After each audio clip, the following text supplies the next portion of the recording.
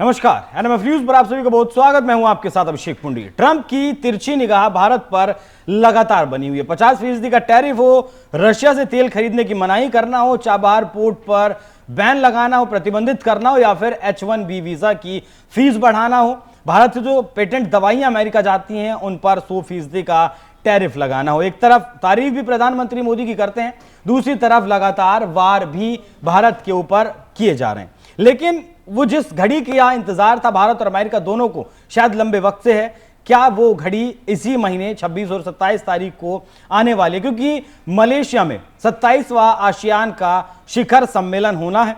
भारत के प्रधानमंत्री के जाने की वहां उम्मीद है और अमेरिका के राष्ट्रपति डोनाल्ड ट्रंप भी इस आसियान समिट में आएंगे। हालांकि आसियान का मेंबर अमेरिका नहीं है, लेकिन एक गेस्ट के तौर पर हर साल अमेरिका यहां आता है, जुड़ता है, अपनी बात रखता है।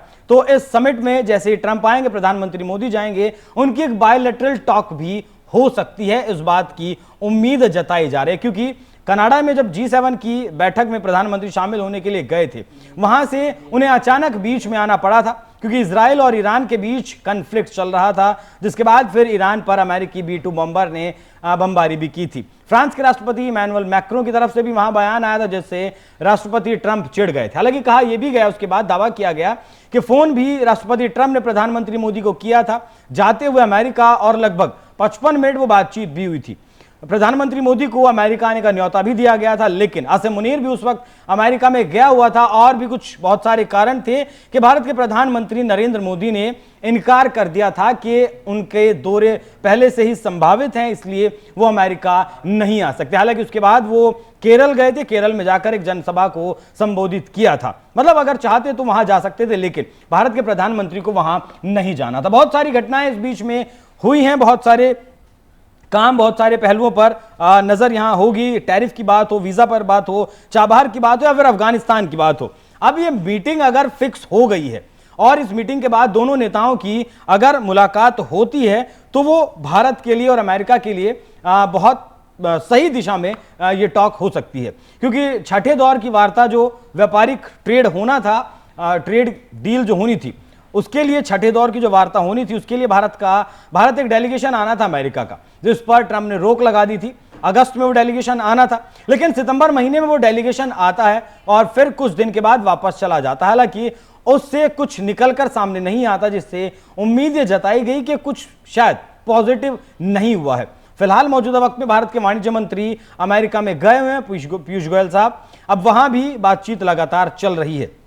भारत ने जो डिप्लोमेसी की है, या फिर भारत ने जो आदमी रखे हैं टॉक करने के लिए, भारत और अमेरिका के बीच की जो बातें हैं वो पहुंचाने के लिए ट्रंप तक, वो भी लगातार मुलाकात ट्रंप से कर रहे हैं। लेकिन ट्रंप का जो दबाव है वो कम होने का नाम बिल्कुल भी नहीं ले रहा है। सबसे पहले तो अमेरिका का ये कहना है कि भारत का जो खेती वाला क्षेत्र है, जो कृषि है, उसमें कहीं ना कहीं अमेरिका की एंट्री हो, और उसके लिए अमेरिका भारत को अपना मक्का बेचना चाहता है, क्योंकि अमेरिका में मक्का सबसे ज्यादा पैदा होता है। और यहां के एक वाणिज्य मंत्री हैं हावर्ड लुटनिक, वो भी बयान दे चुके हैं कि भारत अमेरिका से 1 किलो मक्का भी नहीं खरीदता है। तो उसके लिए भी तीसरा रास्ता निकाला जा रहा है, जिससे कि भारत के किसानों को भी फर्क ना पड़े। भारत के किसान का जो मक्का है वो उसी रेट पर बिकता रहे, और अमेरिका से अगर मक्का आता है, इस ट्रेड डील में कुछ मक्का खरीदना पड़ता है, तो इसका इस्तेमाल कहां किया जाएगा? भारत इथेनॉल मिक्स कर रहा है पेट्रोल में, पहले 5%, फिर 10%,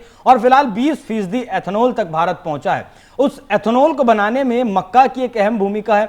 उस एथेनॉल में भारत उस मक्का का इस्तेमाल कर सकता है। तो यहां मक्का वाला जो मामला था वो सुलझ सकता है अगर ट्रंप और प्रधानमंत्री मोदी की मुलाकात होती है। कई विशेषज्ञ इस बात को मानते हैं कि अगर एक मीटिंग दोनों नेताओं के बीच हो जाती है, जिस दिन ये मीटिंग हो जाएगी उस दिन दोनों देशों के बीच सब कुछ ठीक हो जाएगा। क्योंकि अमेरिका के पूर्व NSA हैं जॉन बोल्टन, वो 2005 से 2006 में भी NSA रह चुके हैं, 2018-2019 में भी NSA रह चुके हैं, ट्रंप के साथ भी काम कर चुके हैं, और संयुक्त राष्ट्र में अमेरिकी राजदूत के पद पर भी रह चुके हैं। उनका ये दावा है, उनका ये मानना है कि भारत को, जो अमेरिका की जो नीतियां हैं, जिन नीतियों पर अमेरिका काम कर रहा है, उन नीतियों से भारत लगातार अमेरिका से दूर हो रहा है और रशिया के वो करीब जा रहा है। और रशिया अमेरिका के बीच क्या कुछ चल रहा है, शायद वो देश और दुनिया को बताने की जरूरत नहीं है। SCO का शिखर सम्मेलन भी इस बीच में हुआ था, वहां तीनों नेताओं की मुलाकात हुई और पश्चिमी मीडिया की तरफ से लिखा गया कि दुनिया की 4 बड़ी महाशक्तियों में से 3 महाशक्तियों की मुलाकात, उस मुलाकात पर ट्रंप की भी नजरें लगातार टिकी हुई थी। और उस मुलाकात के बाद से ट्रंप और ज्यादा कहें कि थोड़े से तल्ख हुए हैं। H1 वीजा की जो फीस बढ़ाने की बात है वो भी उसी के बाद हुई। चाबहार पोर्ट जो भारत ने 10 साल के लिए लीज पर ईरान से लिया था, जिसके रास्ते वो ईरान और जिसके रास्ते वो अफगानिस्तान को रिबिल्ड करने का काम कर रहा था, वो पूरी तरीके से ठप हो गया है। यहां चाबहार पोर्ट एक स्ट्रेटेजिक लोकेशन भारत के लिए है क्योंकि पाकिस्तान बगल में ही है और ग्वादर पोर्ट पर वहां चीन की जो प्रेजेंस है उसे काउंटर करने के लिए चाबहार पोर्ट पर अपनी उपस्थिति दर्ज करवाई थी भारत ने। 10 साल का एग्रीमेंट भी इसीलिए वहां किया गया था। लेकिन जैसे ही प्रतिबंध लगा, अब भारत वहां से व्यापार नहीं कर सकता है। साथ में ट्रंप ने यह और कह दिया कि अगर कोई भी देश व्यापार चाबहार पोर्ट से करता है तो वो सीधे तौर पर अमेरिका से प्रतिबंधित हो जाएगा। ये चाबहार पोर्ट बहुत ज्यादा स्ट्रेटेजिक तौर पर भारत के लिए बहुत ज्यादा खास है, चीन के रवैये से भी और पाकिस्तान के लिहाज से भी। बलूचिस्तान भी वहां लगता है, तो बहुत सारी चीजें हैं जो चाबहार को जरूरी बनाती हैं भारत के लिए। साथ में जेलेंस्की भी इस बात को कह चुके हैं कि भारत पूरा समर्थन कर रहा है इस युद्ध को रुकवाने के लिए, जबकि ट्रंप का यह कहना है कि भारत एक युद्ध मशीनरी को सपोर्ट कर रहा है रूस से तेल खरीदकर। हालांकि सिर्फ भारत ही तेल नहीं खरीद रहा है, चाइना सबसे ज्यादा तेल रूस से खरीद रहा है, उसके बाद भारत का नंबर आता है और उसके बाद टर्की का भी नंबर आता है। टर्की जो नाटो का मेंबर है अमेरिका के साथ, उसके साथ ही एलएनजी खरीदने के मामले में यूरोपियन देश सबसे आगे हैं। और लुटनिक इससे पहले यह भी बयान दे चुके हैं कि भारत के प्रधानमंत्री अगर माफी मांग लेते हैं ट्रंप से, अमेरिका से, तो भारत और अमेरिका के रिश्ते पहले जैसे हो सकते हैं। साथ में भारत ने एक चाल ऐसी भी चली है, एक पासा ऐसा भी फेंका है जिससे कि ट्रंप खुद फंस गए हैं।